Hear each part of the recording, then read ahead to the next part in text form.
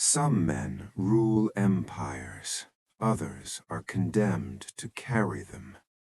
To the world, he was the Kaiser, a symbol of unshakable power, a living monument upon a throne.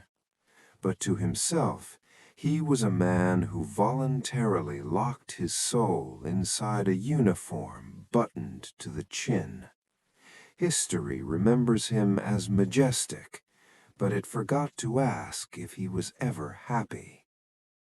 His life effectively ended when he was 18. It was then that the young Archduke Franz faded away, and Emperor Franz Joseph I was born. This was not a choice, it was a sentence passed by fate. At an age when other young men dream of love, travel, and freedom, he was handed a crown forged from cold steel, protocol, and heavy obligation. He ascended the throne while Europe was burning in the fires of revolution. He was forced to mature overnight. His youth was sacrificed on the altar of stability. From that very first day until his final breath, his life was governed by a single ruthless word: duty. Discipline became his religion, and the palace his monastery. He rose at 4 in the morning, while Vienna still slept under a blanket of winter mist. While his subjects dreamed, he was already standing at his desk. He called himself the first official of his empire. Documents, decrees, reports, an ocean of paper in which he drowned every single day. He believed in order the way saints believe in God. He imagined that if he controlled every detail, if every button on every soldier's tunic shone perfectly, then the world itself would remain unbroken. But the world was cruel, and it was cruelest to his heart. Franz Joseph outlived nearly everyone he ever loved.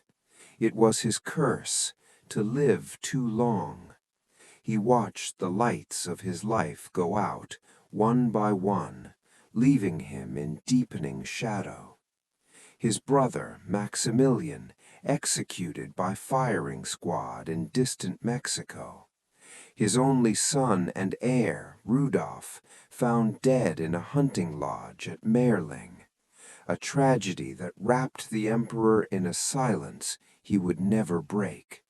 And his beloved Sisi, the woman he adored above all else, yet whom he could never make happy. Her death by an anarchist's file on the shores of Lake Geneva was the final blow that turned his heart to stone. "I have been spared nothing in this world," he whispered then, and he never complained again. He simply continued to work. In the vast, empty halls of the Hofburg, amidst gold leaf and red velvet, he remained the loneliest man in Europe. He slept on a simple iron cot, ate simple meals, and wore the same uniform for decades. Outside his windows, epochs were changing. Automobiles appeared. Electricity lit the streets. Cinema captured movement. The world hurtled into the 20th century with terrifying speed. Yet he remained unchanged, like an old clock that refuses to keep pace with time. He became the living ghost of old Europe, an emperor surrounded by 50 million subjects, yet understood by none. They saw him as the grandfather of the nation, an eternal symbol that had always been there and would always remain. But beneath the mask of majesty lay a deep, bottomless fatigue, the fatigue of a man carrying the weight of the past, knowing that the future held no salvation. At the very end of the road, he felt the approach of the great storm. The war that was destined to destroy everything he had guarded for 70 years stood already at the doorstep. He signed the declaration of war with a trembling hand, knowing he was signing the death warrant of his world.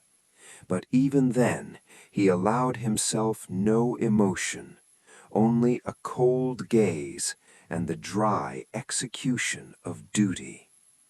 He departed as quietly as he had worked. He left behind an empire living out its final days.